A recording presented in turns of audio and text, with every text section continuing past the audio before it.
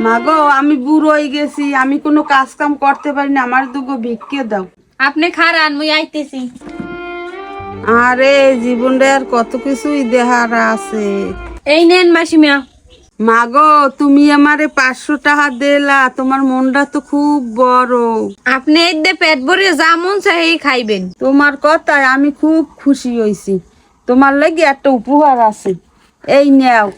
তুমি যে সময় বিপদে পড়বা এইটা খুললে দেখবা, তোমার খুব উপকার হইবে। আচ্ছা ঠিক আছে।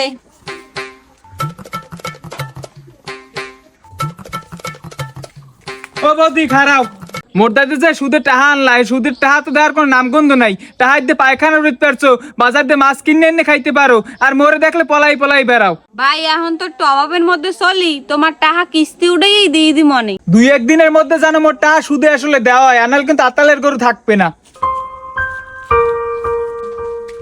এ কই এই ঘরে এই মাতারি কই? কিস্তি নেওয়ার সময় তো বড় বড় কথা, আর দেওয়ার সময় কোনো নামগন্ধ নাই। এ গ্যাস কই? স্যার এই দুপুরে গেলে আপনি কিস্তি কি দেবেন না? কিস্তি বাইরে হয়েছে 27টা, বাড়ির দলিল দিয়া এইবার আপনি কিস্তি নিয়েছেন, আর কিস্তি পরিশোধ না করলে কিন্তু এই বাড়ি কিন্তু নিলামে উড়াই দিমু।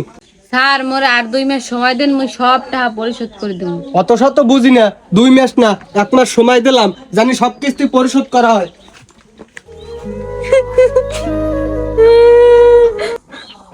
ওই ভিক্ষুক মাতারি মোরে একটা উপহার দিয়েছিলে, কইছিলে মিউজিক্যাল বিপদে পড়বো, ওইটা যেন খুললে দেহি, যাই ওইটা খুললে দেহি।